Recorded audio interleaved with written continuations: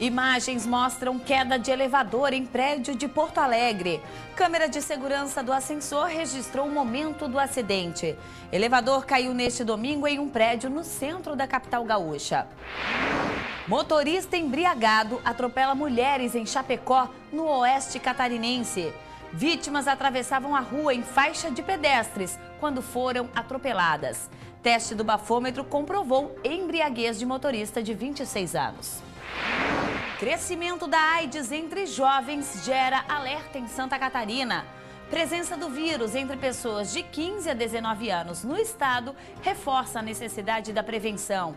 Os casos cresceram 56% de 2012 a 2013.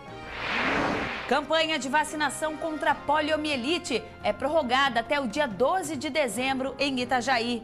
Isso porque apenas 7 unidades de saúde da cidade concluíram a meta. E a lei antifumo entra em vigor e proíbe hábitos em locais públicos. A partir de agora, se os estabelecimentos comerciais desrespeitarem a norma, podem ser multados e até perder a licença de funcionamento. Temporada de transatlânticos começa na próxima quinta-feira em Itajaí. Primeiro navio a atracar no pier da cidade vai ser o Zenit, com mais de 1.800 passageiros a bordo. Unidade Escolar de Itajaí recebe prêmio de educação no trânsito. Centro Educacional Infantil João Victorino, do bairro São Vicente, foi escolhido destaque de 2014 em prêmio da Autopista Litoral Sul. E você vai ver ainda hoje as notícias do esporte com Sérgio Mota, o nosso quadro Dicas do Consultor com Morris Cole e as informações da previsão do tempo com Franciele Mianes. Boa tarde, terça-feira, 2 de dezembro. O MCA Notícias já está começando.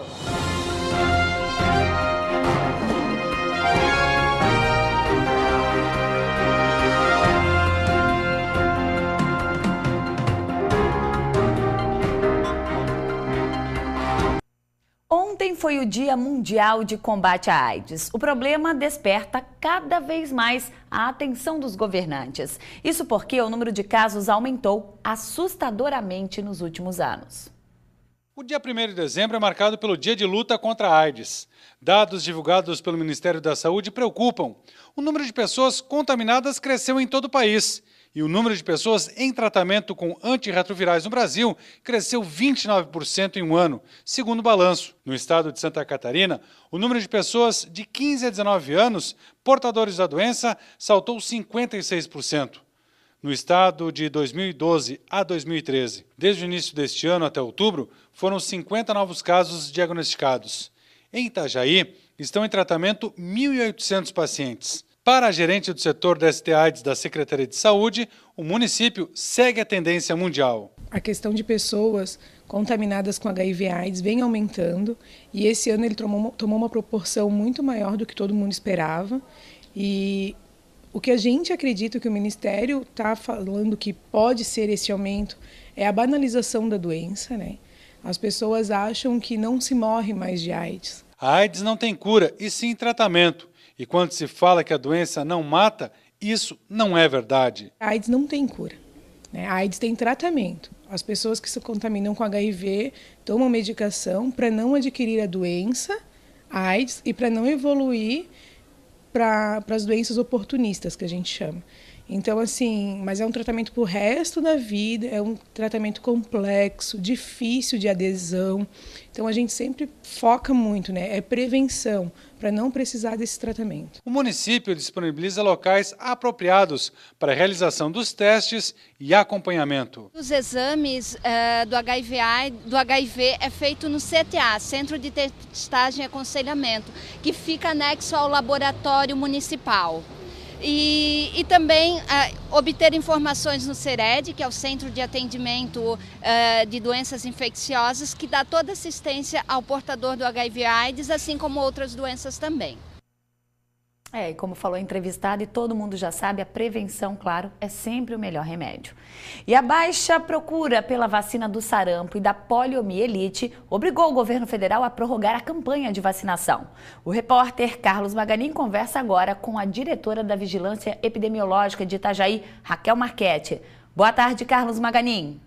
Boa tarde, Luciana. Boa tarde a todos que nos acompanham. Isso mesmo, foi prorrogada a campanha de vacinação contra a poliomielite e sarampo. E eu converso agora com a Raquel a respeito disso. Raquel, por que dessa prorrogação? Então, a prorrogação ela se deu a nível de Brasil, né? E Itajaí, a modos do Brasil, também amplia agora o tempo de vacinação contra a poliomielite e o sarampo. E isso se dá pelo fato de não termos atingido a meta determinada pelo Ministério da Saúde de vacinação para sarampo e poliomielite para esta campanha. Raquel, isso também é uma responsabilidade dos pais que têm que levar os filhos. Então, é uma responsabilidade dos pais, né? Cada vez mais isso tem sido lembrado, cobrado e explicado, né?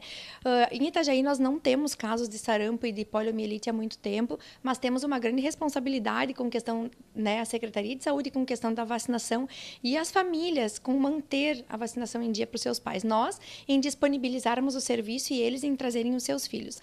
Eu acho que é importante lembrar nesse momento para a comunidade que nós moramos num lugar estratégico para receber doenças, né? Estamos de um lado com o Porto, né, que recebe navios e pessoas do mundo inteiro, de lugares inclusive onde existe poliomielite e sarampo, e do outro lado a BR-101, que também traz muita gente. Agora em dezembro entramos em época de temporada também, o que faz com que o afluxo de pessoas aqui seja muito grande, né? O Brasil tem sarampo, né? Então fica aí o chamado mais uma vez para os pais da responsabilidade em estar trazendo suas crianças para vacinar. E é até preocupante esse descaso, pode ser descaso dos pais com os filhos, porque, não tem o sarampo aqui, e vai que venha alguém de fora, pegue isso, já se torna uma doença, né? Tendo um caso de sarampo, a gente fica suspeito e fica suscetível a muitos casos, né? Isso seria um grande retrocesso para a saúde das crianças em primeiro lugar. Claro que para o município também, mas assim, os pais, quando deixam de vacinar seus filhos, eles não pensam no que pode acontecer com o seu filho no caso de uma doença como sarampo ou poliomielite. Tá, então, Luciana, essa questão, a responsabilidade dos pais em levar os filhos para a vacinação contra a poliomielite e sarampo. Voltamos ao estúdio com você, Luciana Leão. Obrigada pelas informações, Carlos Maganin. Então, lembrando que a vacinação foi prorrogada e segue então até a sexta-feira, dia 12 de dezembro. E o ano de 2014 no Brasil teve as eleições presidenciais mais disputadas das últimas décadas. Não só isso, o imponderável deu o tom com um acidente aéreo que matou o candidato Eduardo Campos.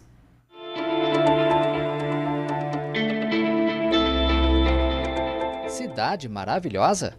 O ano de 2014 foi marcado por greves no Brasil. Uma delas foi promovida por garis do Rio de Janeiro. Em pleno carnaval, ruas e avenidas ficaram tomadas pelo lixo.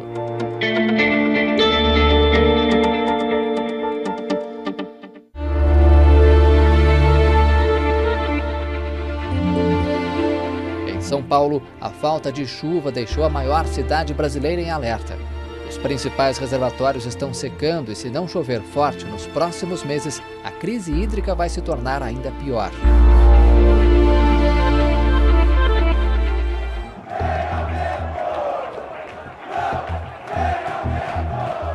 Protesto ou vandalismo? Os manifestantes voltaram às ruas no início do ano para pedir melhorias no transporte público e mais investimento em educação, saúde e moradia. Integrantes de um grupo mais radical promoveram cenas que mais pareciam batalhas. Em fevereiro, uma tragédia. O cinegrafista Santiago Andrade, da TV Bandeirantes, morreu depois de ser atingido na cabeça por um rojão durante um confronto no centro do Rio. 2 acusados foram presos. Para a família e amigos, restou o vazio deixado pela saudade.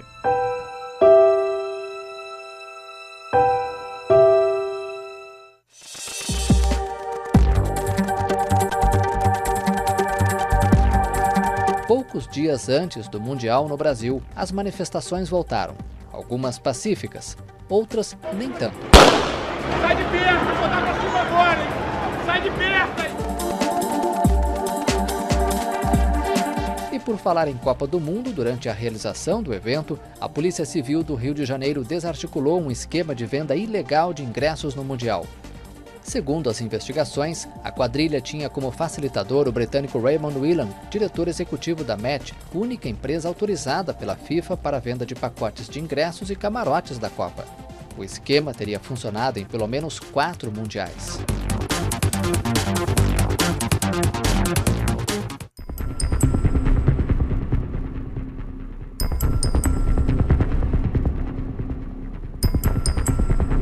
Outro escândalo de corrupção também veio à tona em 2014 e preocupou muita gente. Desta vez, o caso ocorreu na maior empresa do país, a estatal Petrobras. A Operação Lava Jato da Polícia Federal prendeu o ex-diretor da companhia, Paulo Roberto Costa. Ele foi acusado de envolvimento em um esquema de lavagem de dinheiro que teria movimentado mais de 10 bilhões de reais. Após acordo de delação premiada, o ex-funcionário da petroleira denunciou pelo menos 25 políticos vinculados a 3 partidos, PT, PMDB e PP. Convocado por uma CPI que investiga as denúncias na Petrobras, Paulo Roberto preferiu não dar detalhes. Queria colocar para o presidente que eu vou me reservar ao direito de ficar calado. A corrupção foi o tema preferido dos 3 principais candidatos, Dilma Rousseff, do PT, Aécio Neves, do PSDB e Eduardo Campos, do PSB. Mas a fatalidade marcou a eleição deste ano. Em 13 de agosto, uma notícia abalou o mundo da política. Um acidente aéreo em Santos, no litoral paulista, matou Eduardo Campos. Outras 6 pessoas também perderam a vida na queda do avião. Uma onda de comoção tomou conta do país, principalmente do estado natal de Campos, Pernambuco. A morte do presidenciável levou a uma mudança drástica na corrida eleitoral. Marina Silva, vice de Campos, assumiu a candidatura. As pesquisas de intenção de voto, que até então apontavam uma polarização entre Dilma e Aécio, passaram a mostrar Marina com chances reais de chegar ao segundo turno. Mas, mais uma vez, o imprevisível deu o tom da disputa.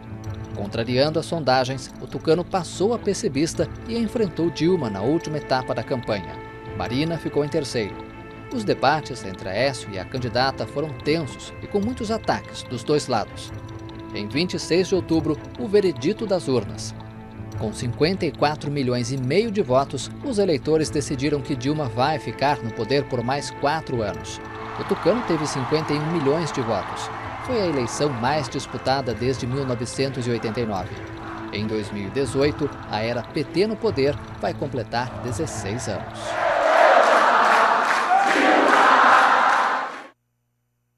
A gente vai para um rápido intervalo e na sequência voltamos com as informações sobre a temporada de transatlânticos que começa na próxima quinta-feira aqui em Itajaí com a chegada do primeiro navio de cruzeiro.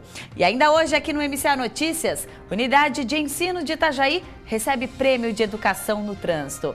É um instante só e nós já voltamos.